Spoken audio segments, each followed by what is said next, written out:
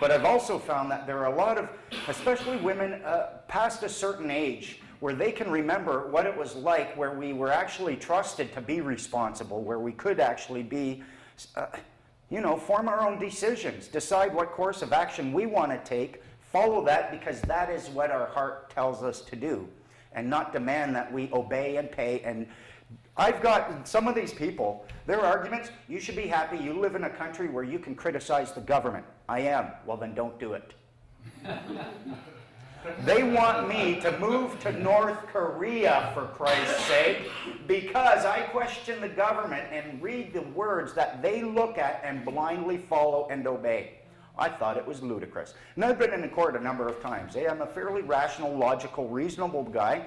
I can be very pokey. I can definitely be a pest. I've got a puckish, mischievous side. I once took an empty jar of mayonnaise and filled it with vanilla pudding, and then took that on the SkyTrain and ate it by the spoonful in front of people. People were on the phone. There's a guy eating a jar of mayonnaise. I thought it was fun. Once I was keeping this after-hours club open. What I found out, the Liquor Control Licensing Act, they will come at you. If you tried opening up a bar, selling alcohol, which is what we were doing, they would come and say, you don't have a liquor license. Now, there was this place called Here on Earth or Heaven on Earth? Heaven on Earth. It was an after-hours club. It was just a dance party. Adults would come and dance between the hours of 1 and 6. It was a nice, peaceful place, but oh no, the government couldn't have that in No Fun City. So I called them up. I'm looking for a place to do some comedy. They said, well, we're just having a meeting right now. The Liquor Control Board just shut us down 3 weekends in a row where we're at the end of our rope. We've got enough for one more night. I said, I'll be right down. Head down there, look at the Liquor Control Act. You know what I found out? Their authority exists only over those who have asked for a license. And if they say no, you asking for it means they now have authority, and they can give it to you if they want. I pointed out these people had never asked for a license, and therefore they had no authority. That weekend, the liquor licensing people were in the alley. Oh, were they steamed. They ended up coming after me over a period of about 6 weeks. They brought property use, business bylaw. They'd serve a notice on the door, you're in contravention of the business bylaw, notice. So I took it off, turned it over, notice this. I see your notice, and I'm seeking clarification. You discharge a notice. One of the biggest problems we have, we don't understand how the law works. The rule of law is very, very, very simple. You knew it when you were in grade 3. This kid knows the rule of law very well. It essentially says conflict is avoidable, unnecessary, and undesirable when it raises its head. We're to deal with it using discussion, negotiation, and then, if necessary, adjudication in a court of competent jurisdiction. I know you don't know that, but what you do know is that in school, if someone calls you a poopy head, you have to say, no, I'm not, I'm rubber, you're glue, it bounces off me, stick to you, poopy head, poopy head, poopy head, or else in recess, you're the poopy head. That's what notice is. You have to discharge it. So they gave me a notice, I discharged it, ended up getting to the point where they couldn't do anything. So we were there, we were staying open, and I liked it because it was a very safe place. They ended up bringing the fire marshal in, their last remaining hope. So the fire marshal, we love you, we opened the door, let him in, he looked at it, yeah, that exit sign needs a light in it, they're outside. And he said, this is the safest dance hall I've seen, or this is the safest after-hours club, and if you shut it down, you're going to be responsible if there's any deaths when they dance anywhere else. So they left. I ended up standing there, and then they just tried to bring the cops and the intimidation, and I'm talking to these 4 or 5 cops, and they're again, trying to na-na-na. So the sergeant comes up, and he says, who's in charge here? I said, well, using deductive reasoning, we can, by that question, tell that it's definitely not you. And since you're the sergeant and they're not, we can tell none of you are. You're trespassing on private property, you have guns after dark. I'm telling you to get off the property. Does that answer your question? It worked pretty good. He was like, okay, and he was gone. I was in court once. And I'm testifying in court. They asked me to put the hand on the Bible. Do you testify, do you swear to tell the truth, the whole truth, and nothing but the truth, so help you God? And I thought it to myself, no. And he was like, what do you mean? I said, I can't swear to tell the whole truth. I don't know the whole truth. I think if I knew the whole truth, my name would be in this good book and not my trembling hand upon it. I think all I can do is bring pieces, and it's up to you to assemble a picture of the whole truth. I'll promise not to lie. I won't withhold anything, but no, I cannot promise to tell the whole truth. He was like, that's good enough for me. The prosecutor goes to take the Bible away from me. It was an income tax case. I went, I'm not done with that. I'm keeping this. So there was a little bit, he was trying to take it away, and I realized they had given me a shield. And now he's trying to take the shield away, because that's what they do. It's right out in the open when they play these games. So I kept it. I said, no, am I still under oath? Yes. Well, then I need this.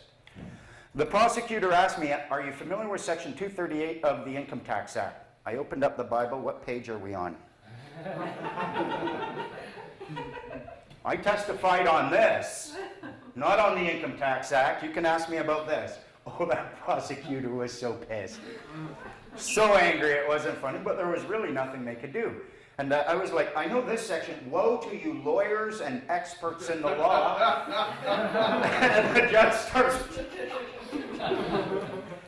Oh, you can have fun like that. They are our servants, and they have tricked us into wearing the aprons, and it's about time we start acting like the masters. The name you use now legally hasn't changed since you were an infant. That name identifies your status. They look at you as a child of the province. There is a status at law which refers to people as a child of the province or a ward of the state. This is the case because you have not changed your status since you were an infant, and they get to treat you as such. What I found in deconstructing the Criminal Code of Canada, the thing is they have to put it there. But then they hope that they can create a language that is so complex, so crazy and seemingly illogical that we never even bother reading it. Who here would like to create a lawful excuse to be able to disobey any court or any legislation, especially a court that might say something like, here's an injunction, get off this land so this logging company can come in and do what they want? Who would like the power to do that? It's so easy. Because Canada is a common law jurisdiction where equality is deemed to be paramount, no one can govern you without your consent. They rely on consent, and there is a means by which they secure it. Using the Criminal Code of Canada, check out section 28 and 29. It refers to, no, 38 and 39. Refers to a claim of right. You see those pictures when you're kids, what doesn't belong, what thing is different in these two pictures? That's what you'll see. It refers to holding property and defending personal property, and whether or not you are holding it under a claim of right or not. If you are holding your property under a claim of right, you can use whatever level of force and violence is required to protect your property from someone who is attempting to remove it, even if they feel they have the legal right to it. And it's right there. So now what is a claim of right? If you then look at section 126, 127, it speaks about what happens if you disobey an order of the court or one of the legislatures or the federal or the provincial legislature. It tells you how long you can go to jail. But this is if you do not have a thing called lawful excuse. Now, there's a lot of ways that you can secure lawful excuse. B&E is unlawful, but if you're going down the street and you see someone apparently having a heart attack inside his door and he's just locked his door, his shop, you are within your rights to bust open that door to provide medical aid. That will be deemed a lawful excuse for breaking open his door. Other lawful excuses, there's necessity, there's impossibility, but there's also a thing called color of right or compelled by your conscience. You can in fact serve a notice on them. Just like they serve notice on you, you serve a notice of your understanding, a notice of your intent, and then you claim the right to engage in a certain course of actions.